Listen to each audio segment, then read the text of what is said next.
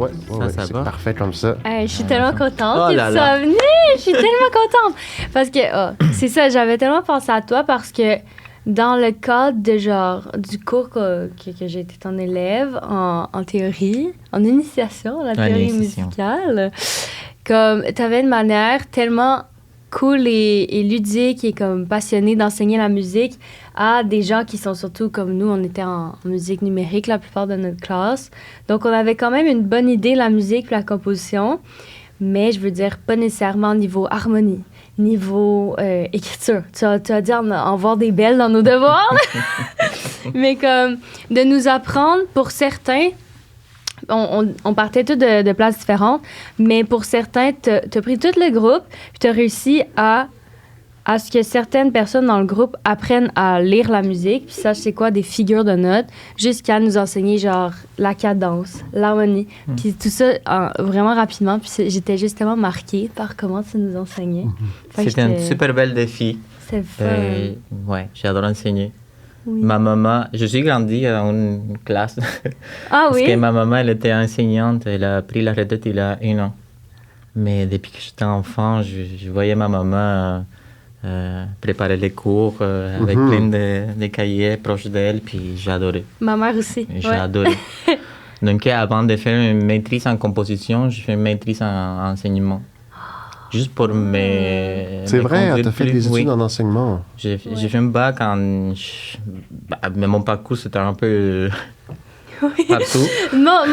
Explique-nous ça. Déroule-nous Monsieur le Luis parchemin. Ernesto, merci beaucoup. Oui, merci, Merci à Louis. Venir au podcast du SECO, compositeur qui fait ici son doctorat Mon doctorat. à l'Université de Montréal. Ouais. De la musique instrumentale, de la musique beaucoup vocale. On a très hâte que tu nous en parles aujourd'hui. Ouais. Tu nous parlais de tes origines de où est-ce que tu... Moi, je suis cubain. Que t'as Oui, étudié. oui. OK. Et Que j'ai tu commencé as ma étudié formation. l'enseignement aussi. OK. J'ai commencé à l'âge de 7 ans. À Cuba, l'éducation musicale est un peu différente qu'ici. Il y a des écoles primaires, des secondaires, cégep, puis des écoles à l'université de musique.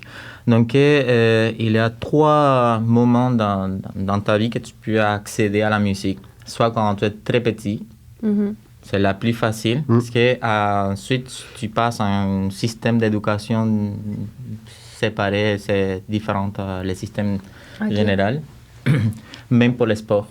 OK. Ah oui, hein. Donc à 7 ans, j'ai passé un examen d'entrée à l'école, j'étais choisi, puis je commençais à faire la primaire les matins, par exemple, puis l'après-midi, je faisais de la musique. OK, des concentrations directement dès la jeunesse. Oui, jusqu'à l'université. OK. Et c'est une école, on appelle l'école vocationnelle des arts. Puis le secondaire, primaire, secondaire, c'est plutôt pour la vocation. Qu'est-ce que tu vas en faire? Donc, mon première approche à la musique, c'était lié au chant. Chanter, j'avais une voix très aiguë à l'époque. Ça a beaucoup évolué depuis. Et ensuite, et c'est la première année que ça a commencé à faire la direction chorale. Donc, j'ai fait les 2 chemins, chant et Au direction secondaire? chorale. Même de la primaire. Wow. La direction chorale?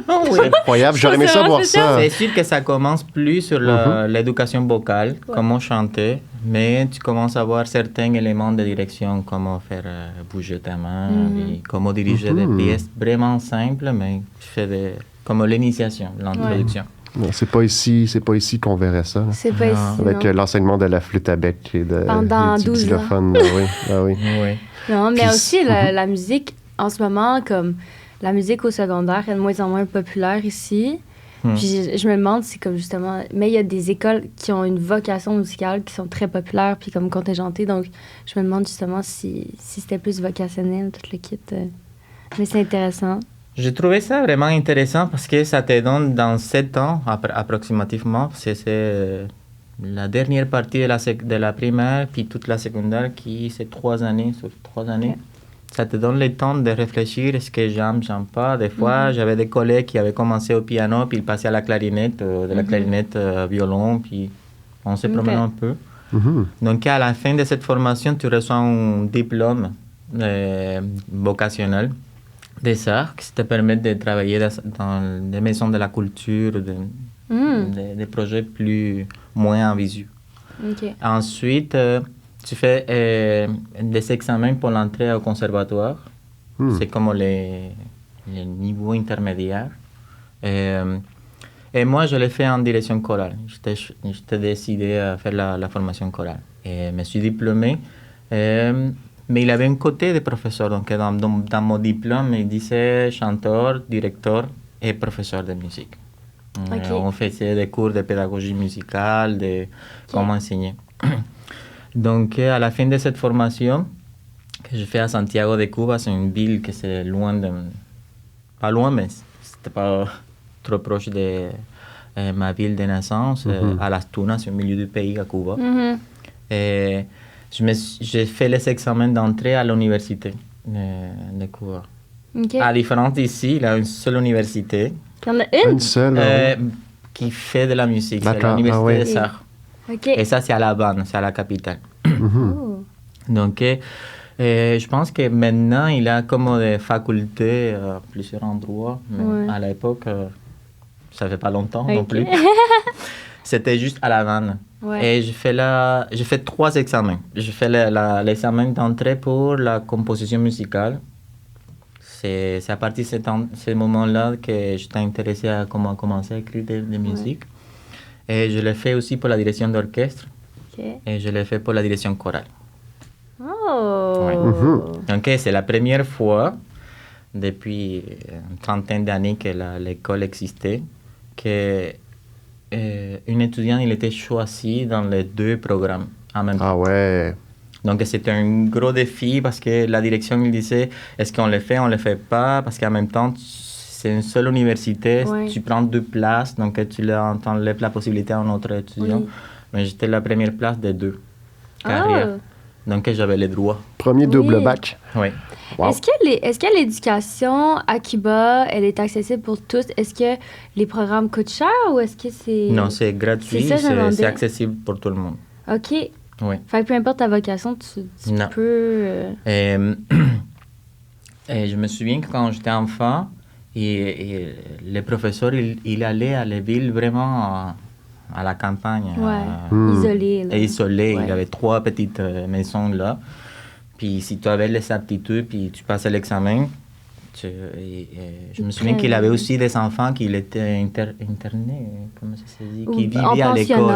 Ouais. OK, d'accord. C'est comme qu'il avait une petite chambre pour, à l'école, parce qu'il ne vivait pas dans la capitale de la ville où j'étais. Toi, est-ce que tu étais pensionnaire à l'école? Tu dormais là ou? Non, parce que j'étais proche de la première école. Ensuite, les conservateurs, à Las Tunas. Après ça, j'ai resté toute ma vie. T'es parti à quel âge de la maison? À 14 ans.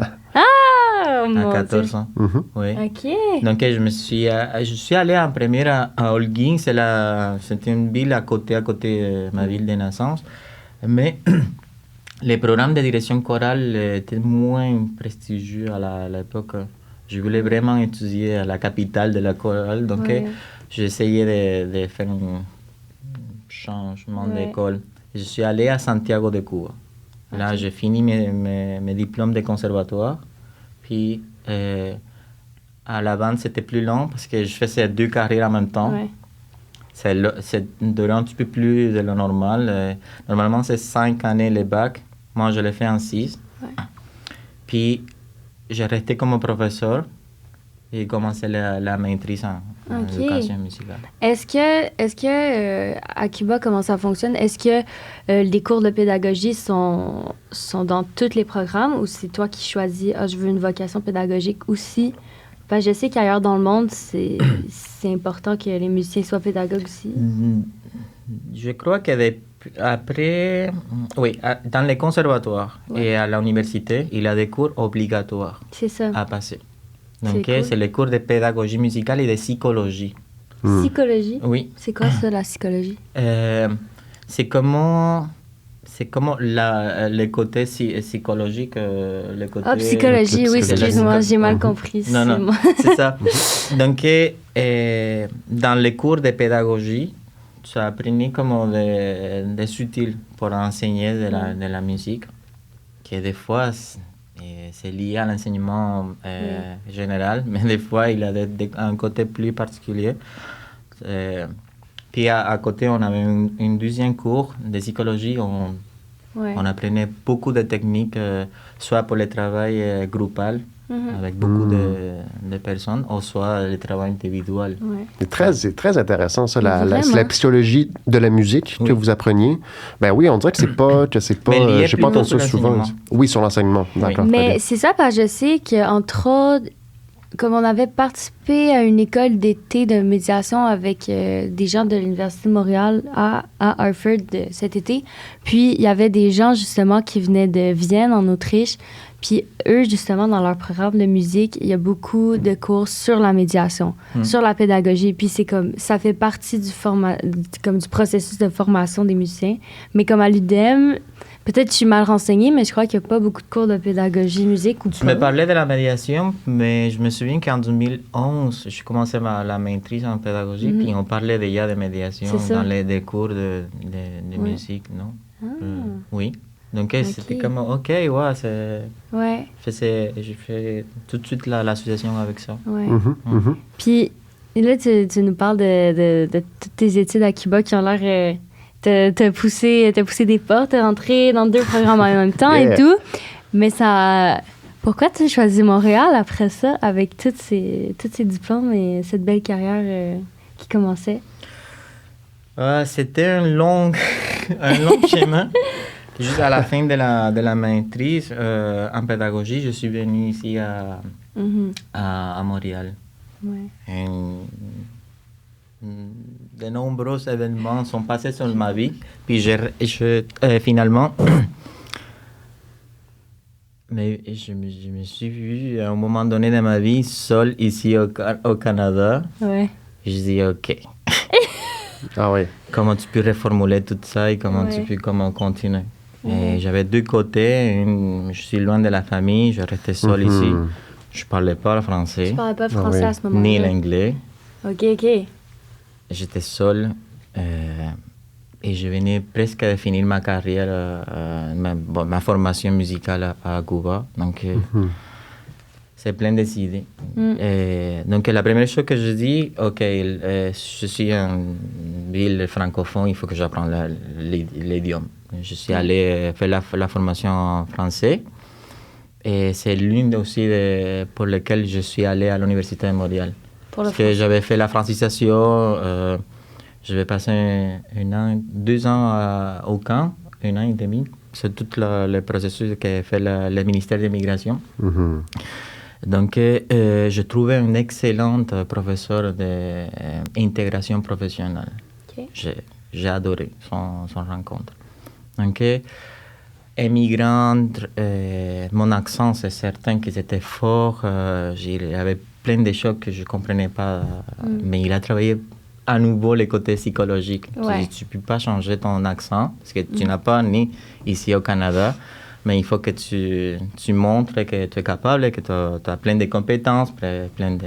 Qu'est-ce que tu aimerais faire. Puis c'est là que je dis, j'aimerais continuer ma formation. J'ai juste arrêté à la maîtrise, mais je voulais faire un doctorat. Donc, il m'a dit, l'une des universités les plus reconnues, prestigieuses ici au Canada, c'est l'Université de Montréal. Essaye de contacter quelqu'un. Donc, c'est là que je commençais à m'approcher. Et le même côté aussi des amis qui me disaient, oublie la musique, ça va être trop compliqué, tu viens d'arriver à 29 ans, commencer, tu ne parlais pas, personne ne te connaît ici. T'aurais fait quoi si tu n'avais pas continué ta formation musicale? Est-ce que tu as une idée? Oui. J'adore beaucoup cuisiner. Oui, oui, on en parlait dans les cours. J'adore cuisiner. Oui. Ça, pour moi, c'est la plus grande thérapie que j'ai. Et j'aime beaucoup le côté psychologique. Ouais. C'est depuis longtemps, je crois que... Je ne sais pas si c'est un don, mais... je suis partie chez moi à 14 ans. J'ai vécu toute seule plein d'événements dans ma vie. Donc, probablement, ça m'a fait voir la vie, regarder la vie d'un côté différent des collègues qui ont la même âge que moi. Ouais. Et j'ai toujours fait un blague, je dis gay. Je ne suis pas droitier, je suis gaucher. Oui. Daltonien. Daltonien, oui, ça. Sortir chez toi et t'adapter, c'est un défi. Ouais. Oui. C'est un grand défi. Ouais. Et depuis que j'étais enfant, j'ai compris ça. Je dis, OK, tu ne peux pas changer toutes les personnes qui sont autour de toi, mais toi, tu peux t'adapter à ça. Ouais. Et je crois que c'est comme l'un des points qui m'ont fait comme la réussite, faire réussir. Ouais, c'est vrai. Ouais. J'étais enfant et j'écrivais très lent. Oh. Donc, je sentais que les rêves des collègues à l'école me disaient « Ah, mais encore », je demandais à professeur de répéter pour écrire. Alors, je me dis « OK, c'est pas confortable d'écrire parce que la plupart des tables ne sont pas faites pour les gauchers, sont pour les droitiers. Donc, je dis « OK, comment je peux faire d'écrire moi plus vite sans affecter le reste des collègues ?» Alors, je me suis créé un alphabet. Tu as créé une langue? Pas une langue, mais j'essaie... Oui, des codes. Ouais. Donc, il y a des signes que j'écris qui simplifient l'écriture. Au lieu de dire para, pour, que, musique, orchestration, c'est long à écrire. J'ai une petite symbole. Donc, j'ai commencé à l'écrire. Puis, à un moment donné, j'ai arrêté de demander à professeur, tu peux répéter, s'il vous plaît? Je pas... Puis les collègues qui étaient à côté de moi ont arrêté aussi de « Oh, encore, il répète ». Et je me sentais fier. Je me dis comment on peut trouver des petits trucs dans lesquels tu n'affectes pas les gens. Alors, si je n'aurais été pas musicien, sûrement j'aurais réfléchi à aller à la psychologie, quelque chose, côté spirituel. Oui. C'est ça, parce que la spiritualité occupe aussi un grand espace dans ta composition. Ça occupe même tes recherches, je crois, que tu fais présentement ou que tu faisais à la maîtrise. Peux-tu nous parler de la place de la spiritualité dans ta musique, puisque c'est très central de ce que j'ai vu? Oui. J'avais pas remarqué à quel point mon chemin dans la composition musicale s'était conduit sur le côté de la spiritualité et la transcendance. Et depuis que j'étais enfant, je viens d'une famille qui est croyante, mais qui a beaucoup de croyances à Cuba. Oui. Oui. Donc, il y a un côté catholique, il y a un côté aussi Yoruba, c'est plus de la religion afro-cubaine. Et il y a aussi de l'espiritisme. Spiritualisme. Ok, oui. Donc, c'est différentes... et d'une façon ou de l'autre, dans ma famille, il y avait des gens qui croyaient à plusieurs... donc, je suis grandi un peu sur tous ces côtés-là. Même, j'avais la curiosité pour avoir des cartes, puis les tarots, et moi-même, j'essayais de l'ouvrir. Puis... Et... si tu regardes mon catalogue de compositions, il y a beaucoup de musiques qui font allusion à ça. J'ai un nom Manu Mysterium, c'est côté catholique, mais je ne me conduisais pas non plus sur une seule croyance. Je crois que de mon côté, c'était plus comme... Je regardais plusieurs religions, puis je tombais sur les côtés les plus universels de chaque religion, sans aller pratiquer chacune. Donc, des fois, dans ma musique, c'est un peu ces combinaisons. Je me dis, peut-être, je devrais faire un doctorat qui me permette comment faire plus conscientement mon processus de création, puis découvrir comment je le fais et comment je continue à développer cette idée-là. Donc, c'est ça que ça m'intéresse en ce moment-là. Oui. Puis comment cette spiritualité-là se traduit dans ta musique? Est-ce que tu as trouvé certains codes qui permettent d'arriver à une transcendance? C'est quoi la transcendance pour toi aussi? Oui, c'est une bonne question. Ouais. Parce que de plus en plus, je commence à voir qu'il y a des musiques qui ont un caractère symbolique.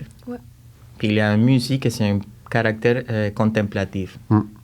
C'est-à-dire qu'il y a des musiques qui peut-être... il n'a pas à l'intérieur des symboles religieux, mais quand tu l'écoutes, tu rentres dans un univers qui te permet soit de réfléchir, ou de la méditation, ou d'accéder à un état d'esprit. De vivre, de vivre. Ça,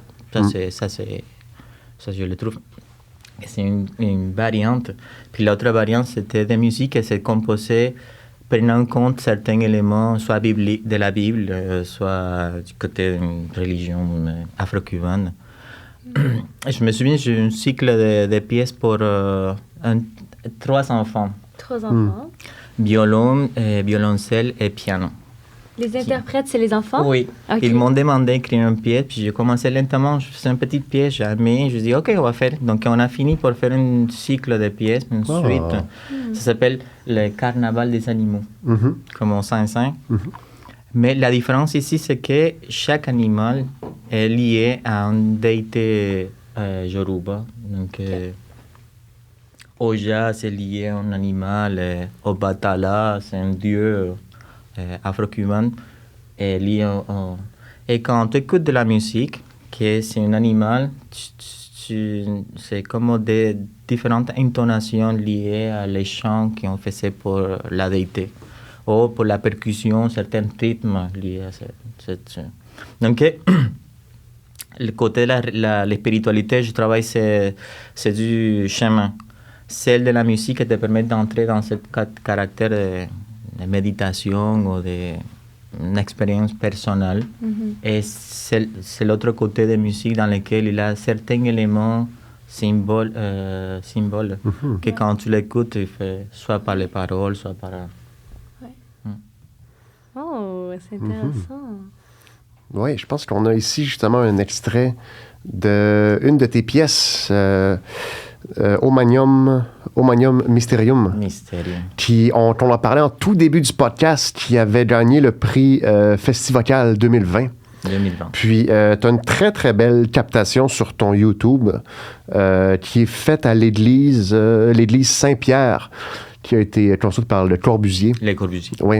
Étais-tu là pendant la... Oui, oui. T'étais là? Oui, j'étais là. Je crois qu'à un moment donné de la caméra, si tu le... on peut te trouver. Parce que c'est une captation en 360 degrés. Il fait froid, ces cheveux-là. Il fait froid, ouais. Oui. Ça ressemble à ça ici. Mais donc, la captation est super impressionnante. On peut aussi notamment, on peut aller voir le public. Cette technologie. C'est le fun de voir le public, je trouve, dans ce contexte-là, en pleine pandémie ici. Oui, c'est ça.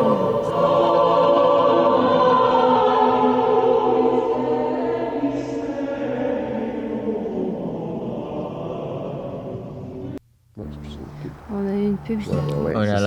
C'est pas fameux. La publicité. Est-ce que ça t'arrive justement... tu diriges encore des chorales, si je me trompe pas? Non, depuis quelque temps, j'ai pris la décision. Parce qu'à un moment donné, je me suis vu avec plein de carrières, de métiers. Je dis, OK, il faut, avec le temps, concentrer l'énergie. Il faut choisir. C'est ça, je me demandais si tu dirigeais tes compositions des fois. Ça fait pas longtemps que j'ai arrêté la chorale. OK. Puis en fait, je travaillais au collège Stanislas.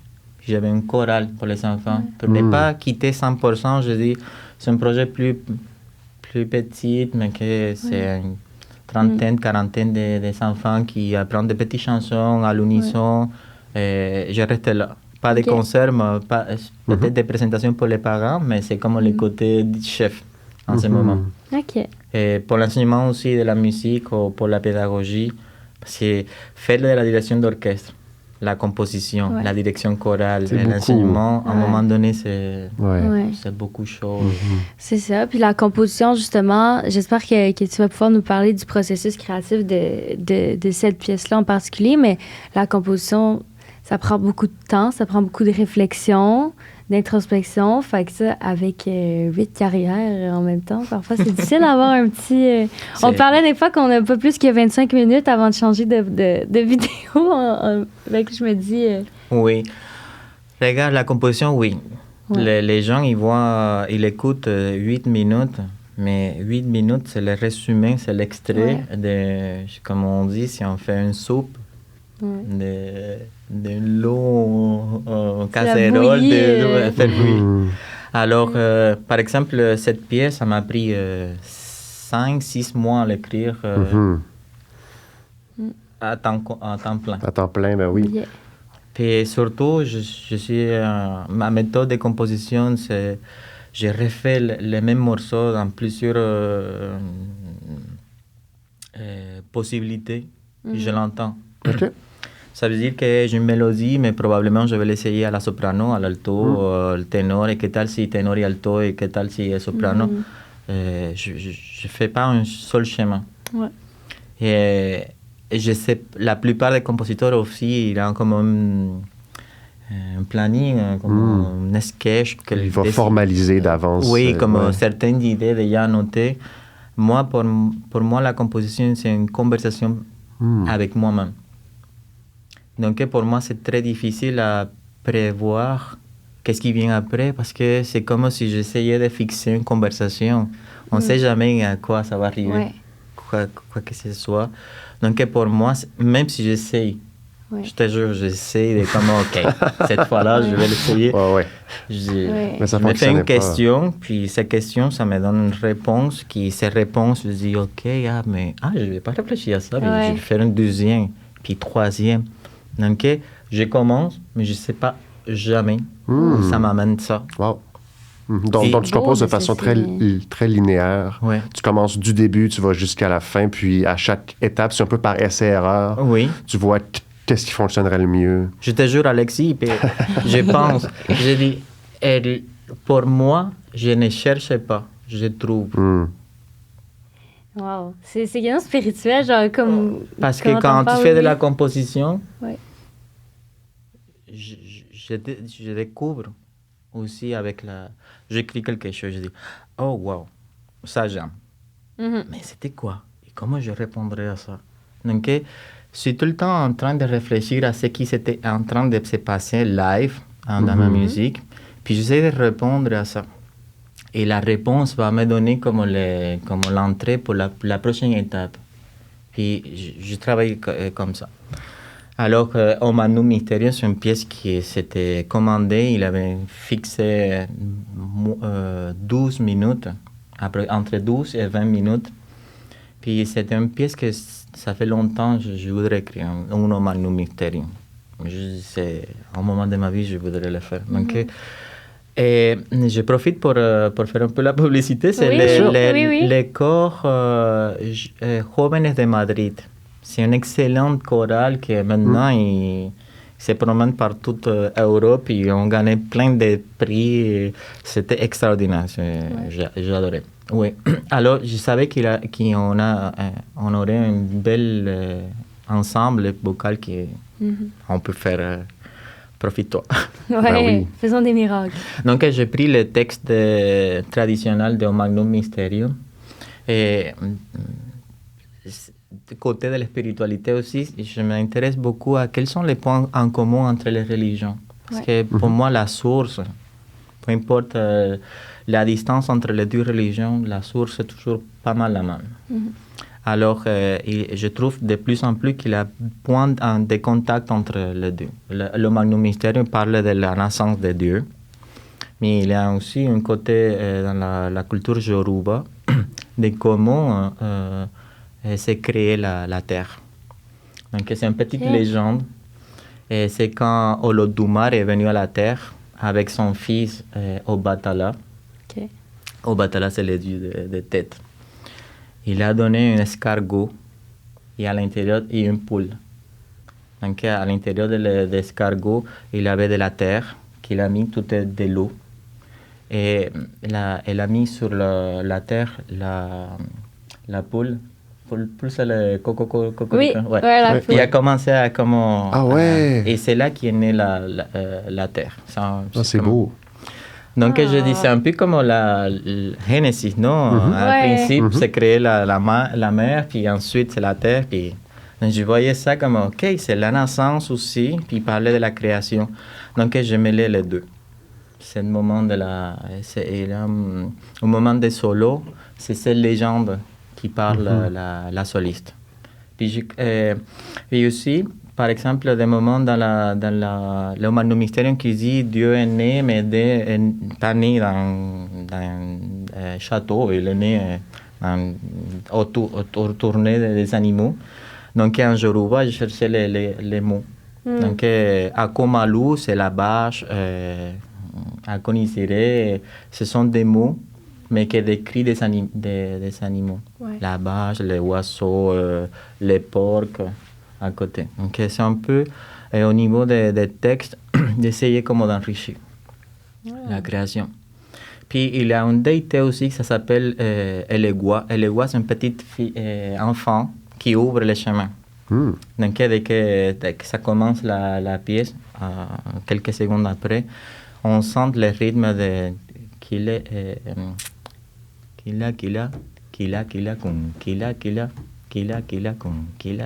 c'est un peu comme elle est en train d'ouvrir le chemin pour la nation de Dieu. C'est un peu comme... Donc, ce symbolisme-là peut venir à différents niveaux de la musique. Tu parles d'un rythme-là. Parfois, est-ce que parfois, c'est simplement aussi dans l'ambiance, dans le résultat musical au final? Ça représente, par exemple, une vache ou la poule? Oui. Ouais. Oui. Mais de toute façon, quand je compose, je dis... c'est comme un petit enfant, non, qu'on a. Donc, il faut apprendre aussi comment dire au revoir. Alors, dès que je dis, OK, point final, double barre, c'est fini tout, puis je le donne. Je sais qu'il y a beaucoup d'interprètes qui viennent. Ah, mais comment tu aurais fait ça? Moi, dans le personnel, j'aimerais vraiment comment le découvrir à nouveau. Je te donne mon enfant, il vient de naître, je crois qu'il est suffisant grand pour qu'il soit capable de survivre tout seul. Donc, j'aimerais voir cette... Donc, moins je parle de la pièce, plus je découvre, c'est comme, OK. Des fois, c'est vraiment loin de ce que je pensais. Et ça, c'est beau. Parce que ça, c'est la créativité. Le laisser vivre. Oui. Okay. Et c'est ça le côté, parce que je viens d'une formation à interprète. Ah oui, c'est vrai. Oui, parce que je suis chef. Ouais. Donc, des fois, quand c'était trop imposé pour le côté le compositeur, de que, ah non, je le vois comme ça, puis il faut qu'il soit comme ça, puis je dis, oh, je ne suis pas un reproducteur, je suis un interprète. Et interpréter, ça veut dire que c'est, je ne sais pas quelle est ta tristesse, mais je connais la mienne. Donc, tu l'as vu triste, mais je peux le faire à ma façon, ma tristesse, pas la tienne. Sinon, ça ne va jamais. Et ça, c'est le côté créatif qui a l'interprète, que des fois, tu le tues. Mais c'est ça, toute la richesse de l'interprétation que la personne met de soi. Puis la partition, au final, souvent, ça ne veut pas dire grand-chose dans le sens où on peut souvent les interpréter de plein de façons, ces musiques-là. Oui, absolument. Oui. Ben c'est ça, c'est comme c'est comme une recette en cuisine. Tu sais, une recette, on peut la faire sûrement de différentes façons. Des fois, juste rajouter cette petite nuance-là d'épices un peu en plus, ça change tout. Ouais. Même si tu laisses suivre, ça va jamais, ce sera jamais. Ouais, voilà. De la même façon. Et il faut faire confiance à ça. Je crois qu'il y a des compositeurs qui ne font pas confiance à sa pièce. Ah ouais. OK, ouais. J'ai confiance, même si ça n'a pas du tout lié à ce que j'ai pensé originalement. Il faut prendre aussi la responsabilité. Je me demande c'est quoi l'erreur ou qu'est-ce que je n'ai pas écrit, que ce n'était pas du tout clair. Donc, je le prends plutôt comme un apprentissage. Je apprends de ça, mais je le laisse aussi vivre. Alors, pour répondre à ta question, au Magnum Mysterium, par exemple, il y a plusieurs niveaux. Peut-être aucune personne sait exactement qu'est-ce que c'est ça en Yoruba. Ou personne ne remarque pas que ce sont des animaux. Ils vont C'était super. Et je saute tout de suite parce que hier, quand c'est fini la présentation de ma pièce, quelqu'un s'est tourné qui était en face de moi. Ils m'ont dit, « Oh, tu as pensé à la Catherine de Sibelius ?» J'ai dit, « Wow !»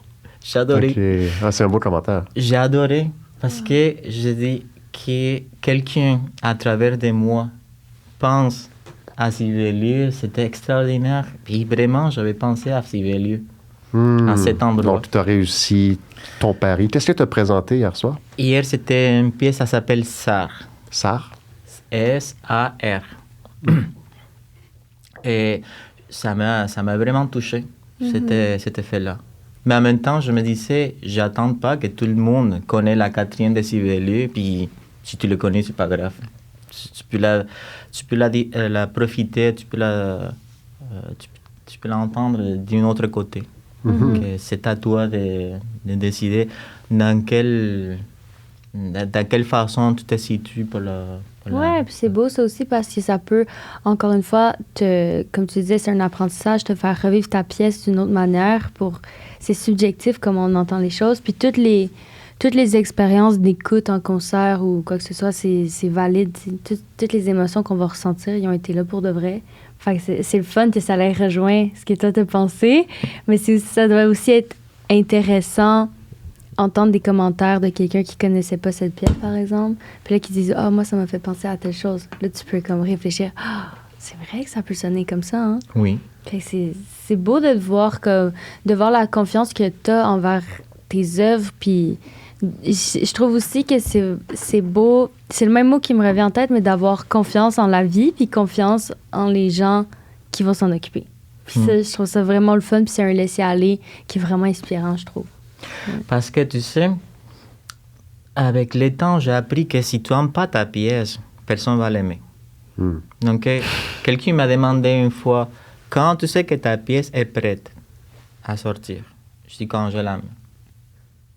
Si je ne l'aime pas encore, ça veut dire qu'il y a des choses que je sais qui peuvent améliorer, peut changer, on peut le dire autrement. Mais c'est sûr qu'il y a des moments que tu n'as pas le choix, il faut les laisser partir. Il y a ça beaucoup, les deadlines. Oui. Mais quand tu as la possibilité, et on essaye toujours que j'essaie d'écrire une nouvelle pièce, je dis, OK, je me suis concentré sur ça pour avoir ce temps. Le temps de la réécouter, l'analyser. Puis, et ces moments dans lesquels je suis tombé amoureux de ma pièce, ça, je sais que, je ne sais pas si 1 million ou 2 personnes, mais quelqu'un va l'aimer. Parce que je l'aime. Tu sais que le message va pouvoir se transmettre. Ouais. Et même si je parlais pas, ou je décris pas à quoi je pensais, je suis certain que quelqu'un va revenir à moi, ils vont dire « Ah, j'ai aimé ta pièce. Peut-être il y a 50 personnes qui vont dire « J'ai pas aimé. Je suis tout à fait d'accord, je suis prêt pour ça.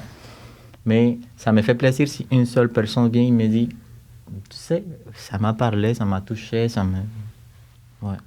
Wow. Mais avoir écouté tes pièces, je pense qu'il y a plus qu'une personne par show qui vient de dire je sais pas, parce que il y a des jurys aussi qui ont aimé tes pièces, hein? Ouais. Ben oui, bien sûr. Ouais. Je peux dire, j'ai eu la chance que... La chance, c'est un côté, c'est un bon mot aussi, parce que de plus en plus, des fois, j'ai reçu beaucoup de commentaires. Ce sont des belles commentaires qui m'ont dit « Ah, tu as beaucoup de chance, tu as gagné beaucoup de prix, ta musique s'est fait jouer. » Oui, c'est vrai qu'il y a un côté de chance, mais en arrière, tu fais quoi avec la chance? Il n'a pas une adresse courriel pour dire J'aimerais bonjour, en avoir je suis un peu. la chance, je viens d'entrer chez toi. Non. Et qu'est-ce que tu fais pour avoir la chance, non? Donc, la chance, on dirait, tout le monde a sa définition, j'imagine, mais la chance, c'est aussi les opportunités puis les étoiles que tu as alignées personnellement pour en arriver où est-ce que tu es. Je veux dire, il y a des gens qui sont juste chanceux, là, je veux dire, gagner la loterie. C'est être chanceux, mais si tu n'as pas acheté de billets avant, tu la gagneras jamais. Achetez vos billets. Achetez vos billets, les amis. La chance ne se crée pas tout seul. Non, c'est ça, la chance ne se crée pas tout seul. Faut que... Bien sûr. Non, il faut que tu payes un prix. Certainement. Ouais. Est-ce que parce que tout le monde voudrait être une personne reconnue, fameuse, OK, mais quel est le prix que tu es prêt à payer pour ça?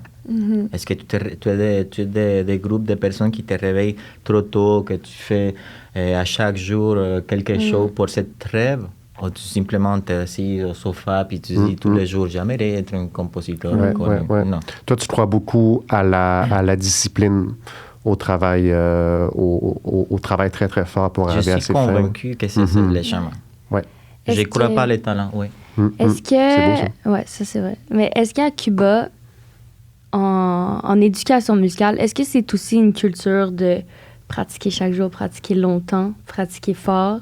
Est-ce que tu trouves que c'est encore plus qu'au Québec ici, par exemple, ou ailleurs dans le monde? Je crois pas que ce soit...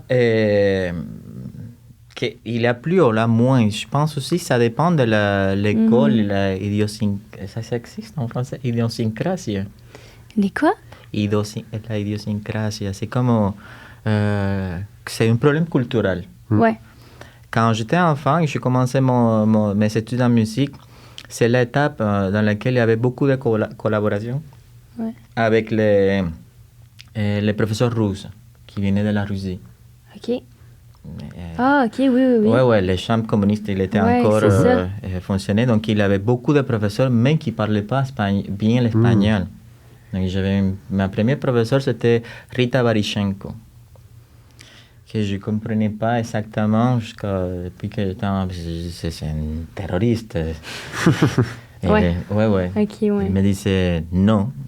Vendredi, elle arrivait avec une petite liste, mais c'est OK. Demain, samedi, c'est un samedi, mais il n'y a pas d'école. Ouais. Pour toi, oui. Tu viens à l'école et il faut que de 8h à 10h, tu fais 7 études de piano. Ensuite, tu fais le solfège. Puis à l'après-midi, tu vas travailler un peu la direction. Puis après ça, tu vas écrire la théorie musicale.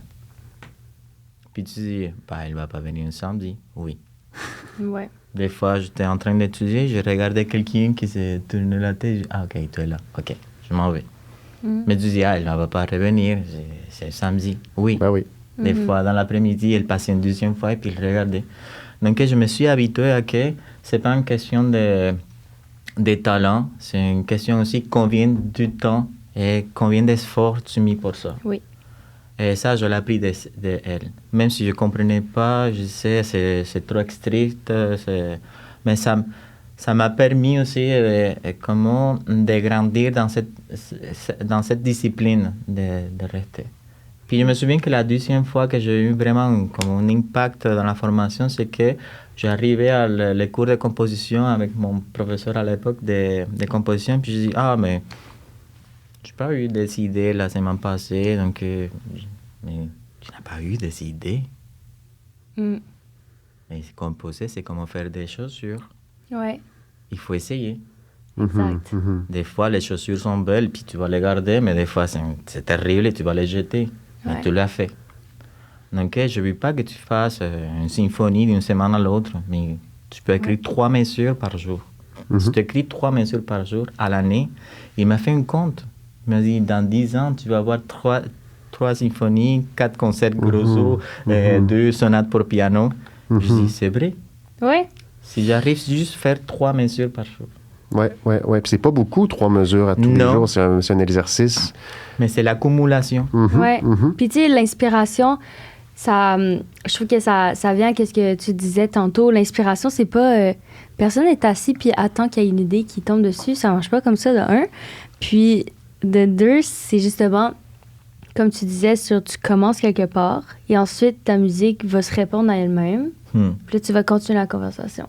Puis à partir de là, tu vas te sentir inspiré parce que tu viens de créer. Puis c'est une boucle, tu sais. Tu peux pas juste attendre, j'ai la page blanche, j'ai hâte d'avoir des idées. Malheureusement, ça marche pas comme ça. Puis, à moi, ça m'est jamais arrivé d'être... Une seule fois. Une seule fois. Quand ça? On veut quelle tout idée? savoir. Un éclair de génie qui est arrivé sans aucun effort. Il y a un côté de mysticisme dans ma décision comme compositeur. Parce que aussi, il y a un côté... je ne suis pas de l'époque aujourd'hui, donc il fait beaucoup de questions par rapport au bullying et tout ça. Mais quand j'étais petite, à l'école, cette professeure, un jour, m'a dit OK, la semaine prochaine, on a un concours de composition. J'étais dans la première année, je n'avais aucune idée de la musique, je simplement aimais chanter, puis je jouais un peu le piano. Il m'a dit, tu vas participer. Je dis, moi? Il dit, oui, tu vas composer une chanson. Je dis, mais non, je ne sais pas comment composer une chanson, c'est très, très, très simple. Dis-moi une phrase. Ouais. Je dis, je sais pas, je me souviens pas, mais c'était comme le oiseau, le ciel, puis le soleil. Je dis, OK, le oiseau, le ciel, le ciel. Et essayer de parler, puis essayer de donner une intonation. Donc, peu à peu, dans 30 minutes de classe, on a composé une petite chanson de 1-2 minutes, puis même avec 2-3 accords pour m'accompagner. Et j'étais en 5e année de primaire. Je suis allé présenter la pièce, puis la pièce a gagné le premier prix. C'était comme mon 2e prix. Et j'étais vraiment fier de moi. Mais autour de moi, tu sais, les blagues, c'est laid. Ma professeure disait, je suis très fier de toi, au lieu de me concentrer sur ça. Donc, c'est comme un côté, OK, je fais pas ça, c'est un peu gênant pour moi. Mais le côté de révélation, c'est que quand j'étais en deuxième, troisième année de conservatoire, je me suis couché, puis il est revenu dans mon rêve une chanson, une pièce pour chorale. Ah ouais. Puis je ne pourrais pas dormir, me tourner de l'autre côté, de l'autre côté, de l'autre côté, jusqu'au moment que je dis, OK, il faut que je me réveille. Comment je dormais à l'école, sortais, j'écris quelque chose, j'ai aucune idée qu'est-ce que c'est, je fermais, je me suis allé à coucher, puis je dormais. Le lendemain, j'arrive avec une partition, puis je lui dis, il avait un professeur à l'école que son mari, il était compositeur diplômé de l'université à Cuba. Je dis, professeur, est-ce que vous pouvez le montrer ça à votre époux? Parce que je ne sais pas qui montrait ça, mais c'est une idée qui est venue hier soir, puis je l'ai dit, ah, OK. Mais c'est très rare qu'il va te donner des cours parce qu'il fait beaucoup de travail en ce moment, puis il ne prend pas des élèves en privé. Je dis, OK, c'est pas grave, mais s'il peut me retourner au moins un commentaire, ça, c'est déjà gagnant pour moi. Je dis, OK. Il est venu tout seul. Dans l'après-midi, il me dit, c'est qui lui? Ah, toi, lui? Oui. Demain, dans l'après-midi, viens me voir. Wow. C'est tellement beau. Ouais. Mais c'était une pièce qui parlait de Oya. Oya, c'est une déité que c'est la dieu de cimetière. Je ne savais pas qui était Oya. En fait, en espagnol, Oya, c'est la olla, c'est la casserole. OK. Ouais, c'est quoi une Oya ou quelque chose? Donc, oui, c'est un côté des fois. Mais après ça, je crois que la composition, ou peu importe qu'est-ce que tu proposes dans la vie, il faut que ce soit. C'est avec ça, la constance. C'est ça. La constance, c'est super importante. Puis c'est la seule fois dans tes compositions qu'une mélodie est arrivée comme... Oui. Et dans un rêve. C'est ça, dans c'est un beau, rêve ça. en plus. Là, Et c'est beau. C'est pas c'est comme un bloc, c'est comme un... Aujourd'hui, je l'utilise pas pour mes compositions. Et c'était la pièce. Parce que quand je fais les examens à l'Université de Montréal, et à l'Université des Arts de Cuba, il y avait un compositeur vraiment reconnu qui est décédé, Harold Gramage. C'était un des plus grands compositeurs cubains de la musique contemporaine. Puis j'avais une feuille, un dossier avec plusieurs compositions, 2-3 compositions. Puis il a cherché. Puis il a dit, c'est quoi cette pièce? C'est comme s'il allait directement en celle. Il m'a posé des questions, j'ai raconté un peu l'histoire, puis j'ai dit, c'est ça, puis il m'a dit, OK, c'est fini, j'ai aucune question. Puis 3 jours plus tard, j'étais admis à l'université dans les côtés de composition. Et il a dit, je ne sais pas pourquoi, mais c'était comme la porte qui a...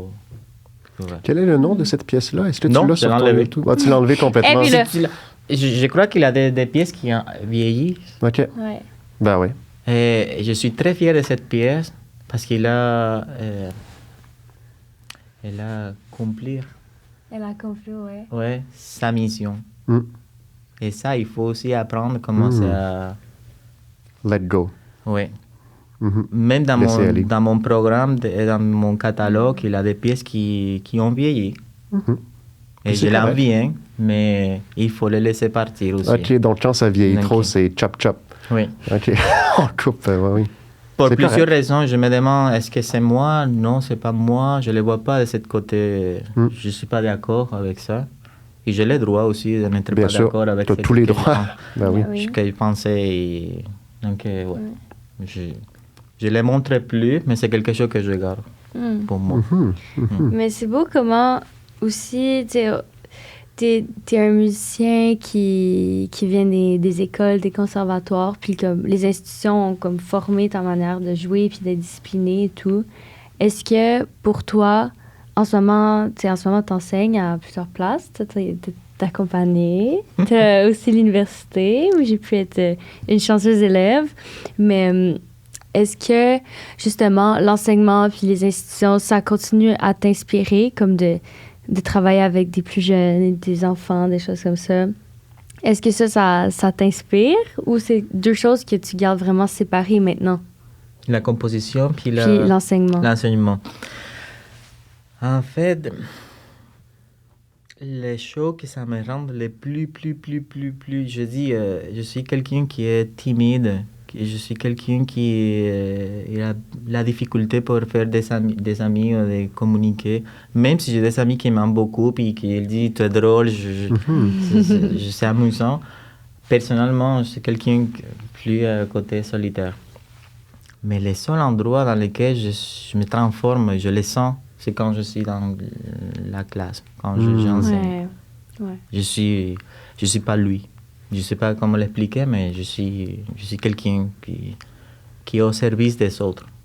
Oui, ça c'est gros dans le J'adore. Ouais. C'est comme si quand je franchisse la porte de la classe, c'est lui timide qui des fois c'est question trop de choses, il reste là et ça rentre quelqu'un qui dit je peux vous aider, si vous me faites confiance, je vais transformer sa vie. Je ne sais pas comment l'expliquer, peut-être c'est un peu fou.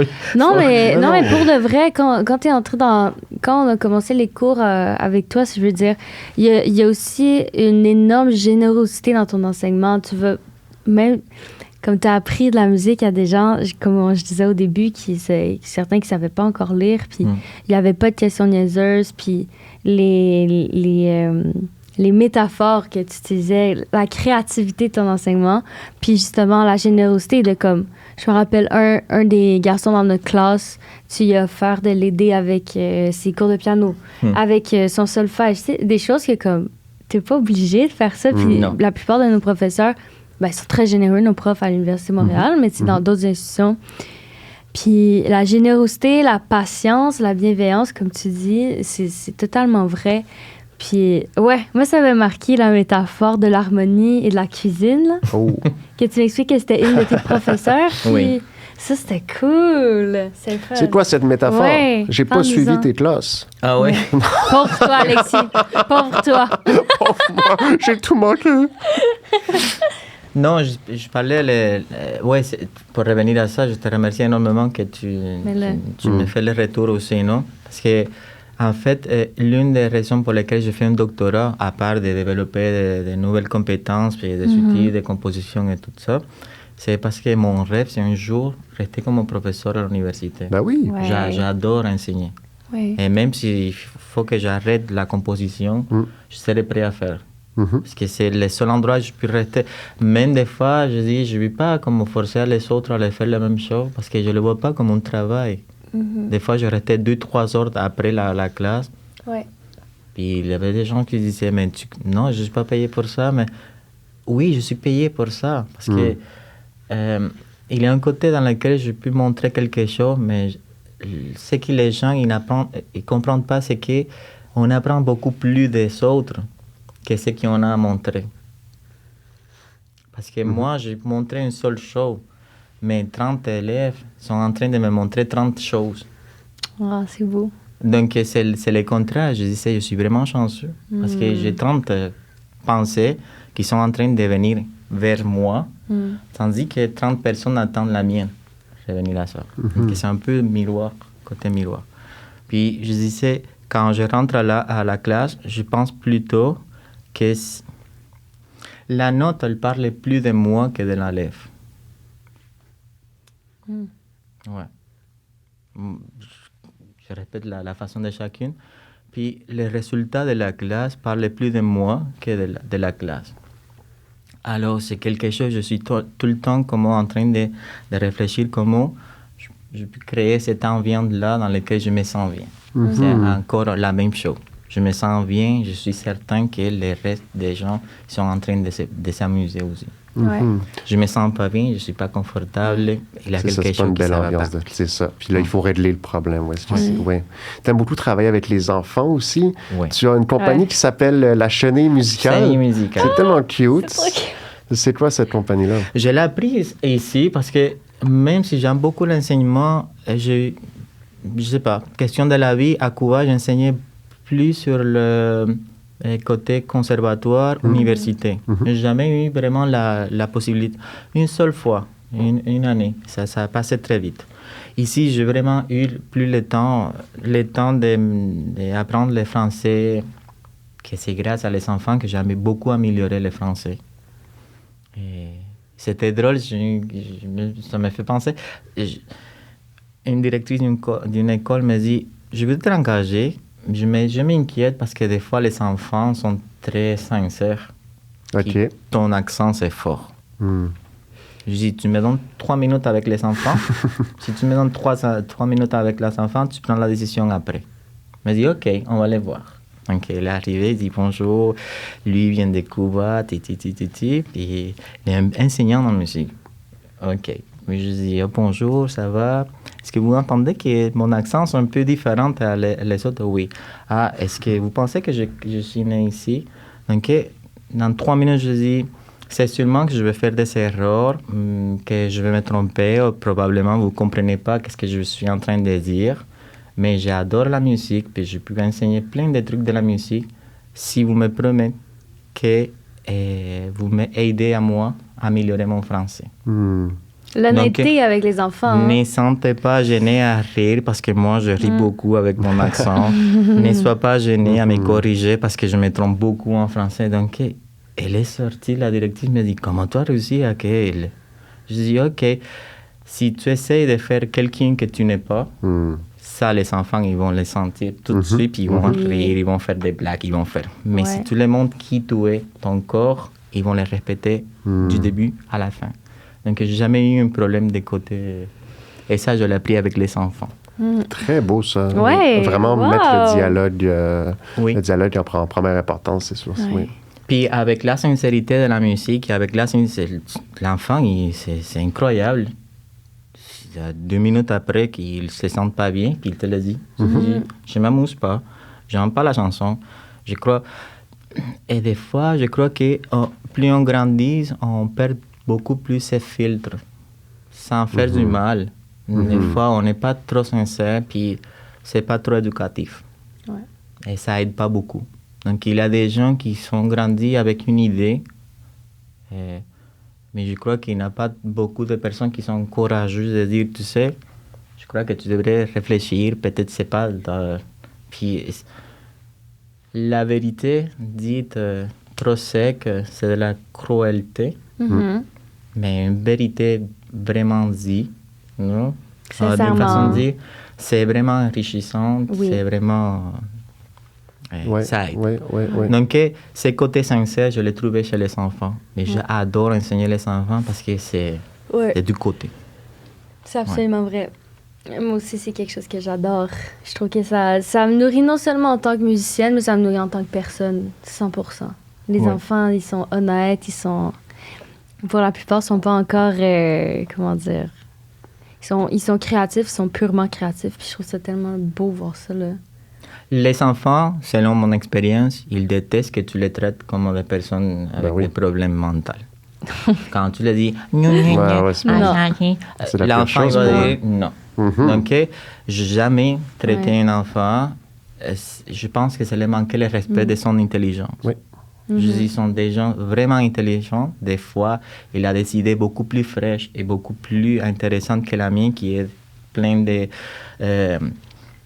bruits qui sont une intersection qui ont devenu avec l'éducation, mais ils sont vraiment birges à sa façon de penser.